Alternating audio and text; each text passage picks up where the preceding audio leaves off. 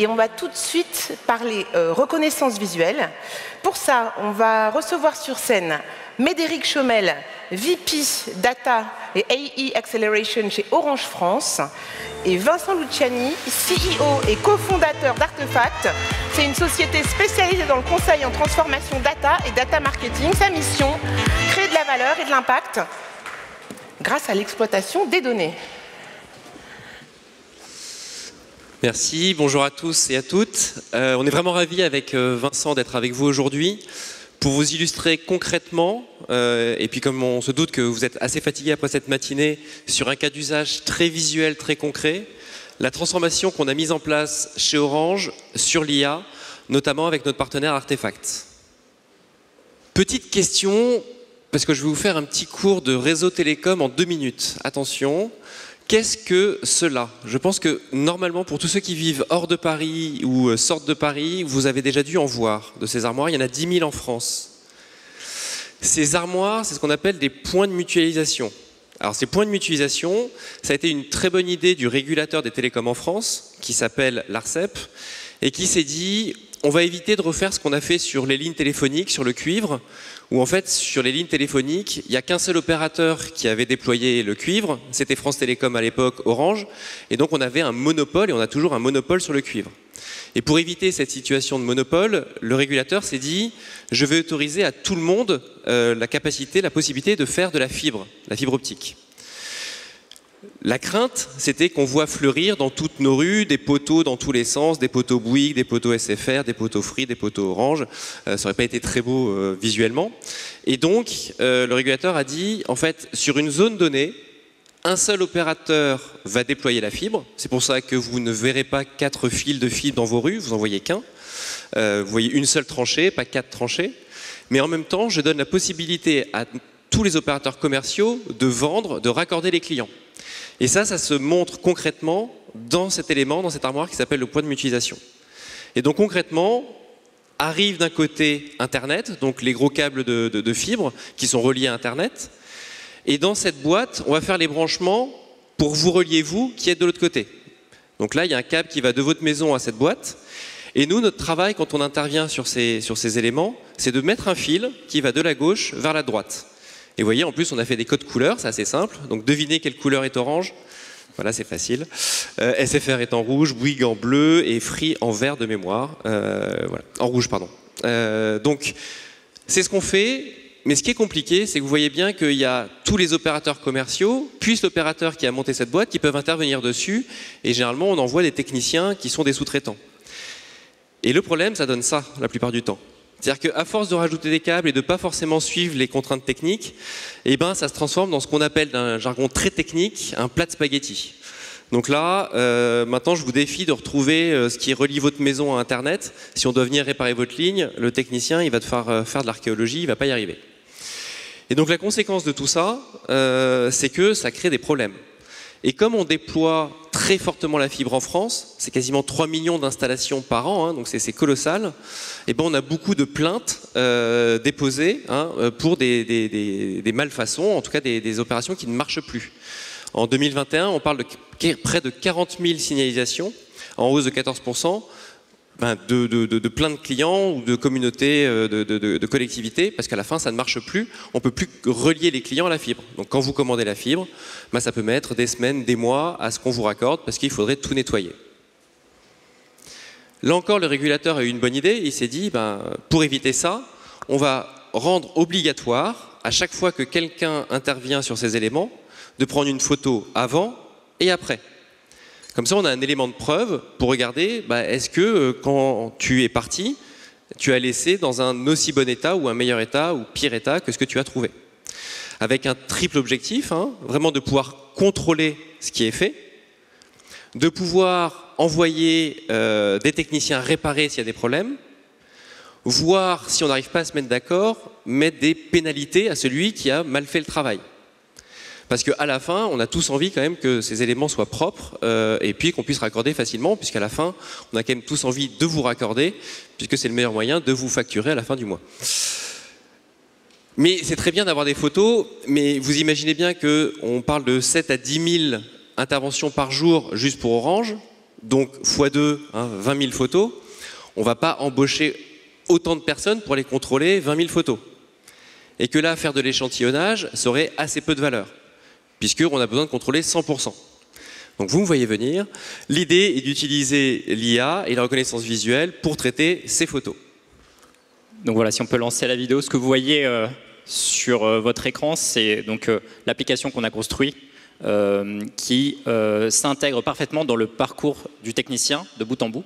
Vous voyez, le technicien peut charger sa photo et l'application vient faire principalement deux choses. La première chose, c'est vérifier la conformité de la photo, c'est-à-dire que la photo doit être nette, elle ne doit pas avoir été prise précédemment. Et la qualité de l'intervention. Donc on voit bien le avant-après. Donc l'idée, c'est vraiment d'accompagner le technicien pour l'aider à identifier finalement si tous les points de contrôle ont été affectés. Il faut comprendre que sur une intervention, le technicien doit vérifier jusqu'à 150 à 200 points de contrôle. C'est évident qu'il peut y avoir des erreurs, des oublis. Et donc là, l'idée, c'est vraiment d'assister le technicien en contrôlant avant et après son intervention. Chose qui est très importante, cet outil, c'est un accompagnement au technicien. Ce n'est pas un outil de flicage ou finalement qui vient vérifier que le travail a été bien fait.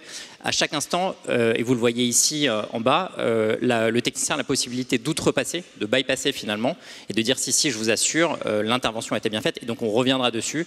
Il y a tout le débat sur à quel point on travaille sur la confiance et l'adoption de cette technologie par le technicien.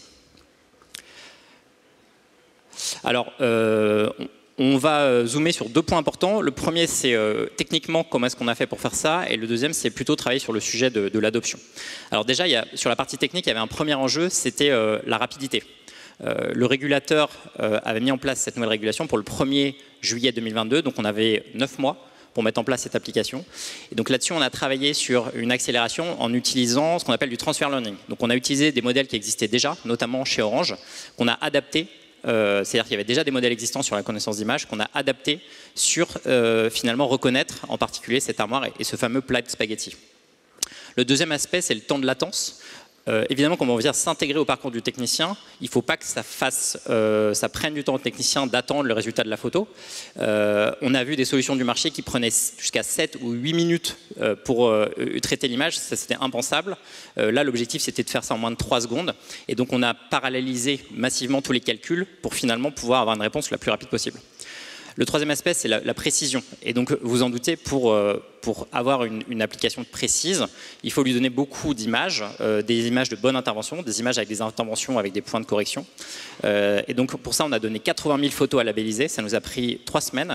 Et on a fait intervenir un partenaire qui est super, qui s'appelle Isaïe, qui non seulement respecte un processus de confidentialité des données, de protection des données, de qualité de labellisation, mais aussi travaille dans une optique d'éthique en faisant faire la labellisation par des gens qui travaillent dans un milieu, des jeunes principalement, dans un milieu plutôt défavorisé, en associant ça avec du training sur la partie digitale.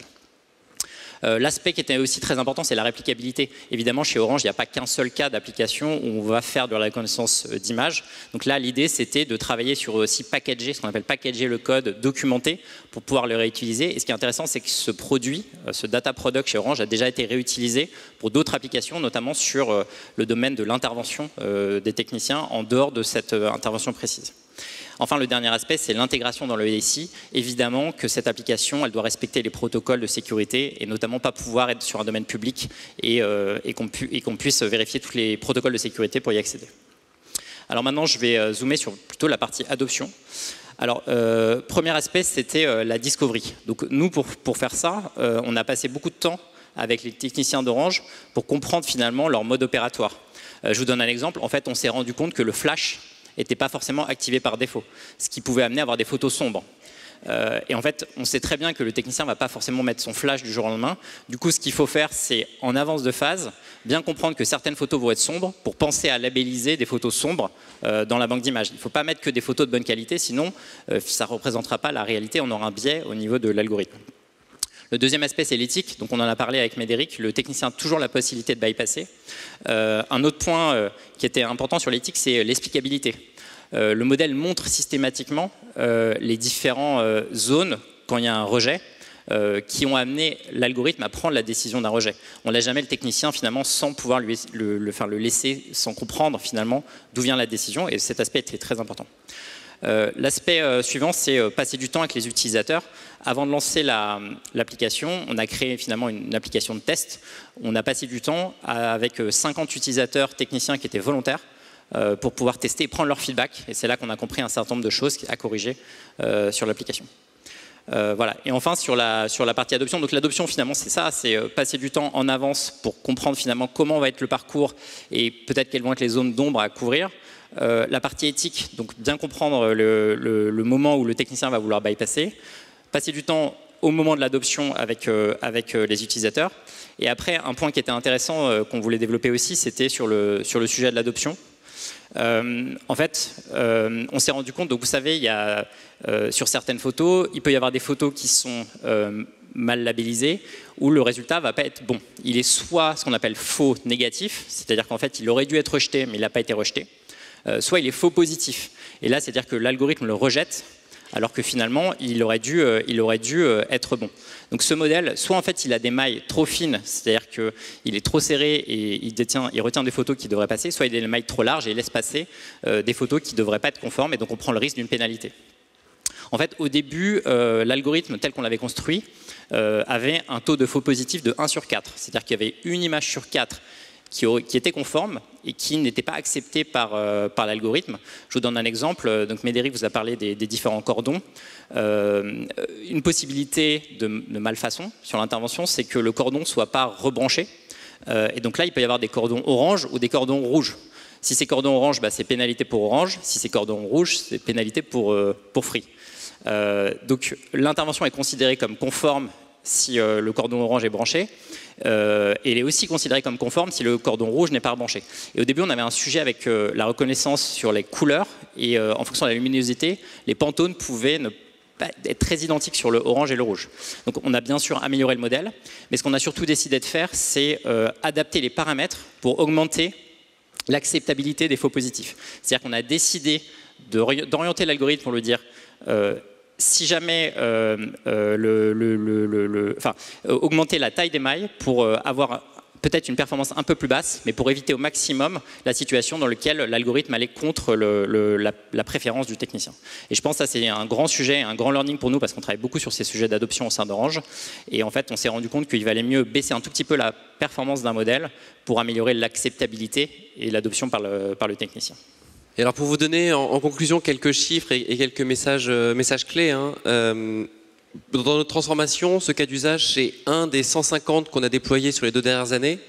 Donc c'est vraiment une transformation à l'échelle et on en est ravis, et avec un impact très fort sur les métiers. Comme vous le voyez aujourd'hui, c'est 10 000 techniciens qui sont déployés. Donc vous les verrez probablement prendre des photos, vous comprendrez pourquoi ils prennent ces photos et comment ils travaillent avec l'IA. Et c'est un sujet extrêmement transformant. Hein, on se met beaucoup dans ces projets-là sur des projets techno. Il y a de la techno, c'est pas facile d'un point de vue technique, mais le succès est favorisé, n'existe que s'il y a une adoption et une transformation du geste métier. Et tous nos cas d'usage qui sont en interaction avec l'humain, et on retrouve là-dedans les notions de régulation qui vont arriver sur l'IA, sur les interactions homme-machine, ont vocation à assister l'humain et à venir le compléter dans son travail et pas le remplacer. Et donc ça, il faut le rendre concret. Un autre cas d'usage qu'on a développé et mis en production, pareil, si vous allez dans les boutiques Orange, vous verrez que les conseillers maintenant ont des petits bandeaux d'une recommandation de produits à vous pousser. Ben ça, pour que le vendeur accepte de se dire mais c'est pertinent ce que me dit la machine et ça m'est utile et je vous le propose, ça a été une transformation pas du tout technique, c'est une transformation métier qui nous a pris 9 mois. Donc vraiment cette transformation humaine, c'est probablement le plus grand facteur d'échec ou de succès des transformations IA. Et puis pour vous dire, là on vous a présenté un modèle, mais finalement il y en a 15 derrière en production, et il y en a des dizaines qui arrivent pour aller faire de plus en plus de points de contrôle. Pourquoi pas demain, et c'est des choses auxquelles on réfléchit, quand vous avez un problème chez vous, sur vos box, sur votre réseau internet, que vous envoyez une photo dans votre application Orange et moi et que la photo vous dise « Ah bah tiens, il y a un fil qui est débranché. Tiens, en fait, tu l'as enfermé dans une porte fermée à clé. Et ben, les ondes, elles ne peuvent pas passer à travers tous les murs. » Voilà, ce genre de contrôle, c'est des choses auxquelles on réfléchit. Et donc la réplicabilité est importante et le transfert est important. et je vous remercie. Merci à tous.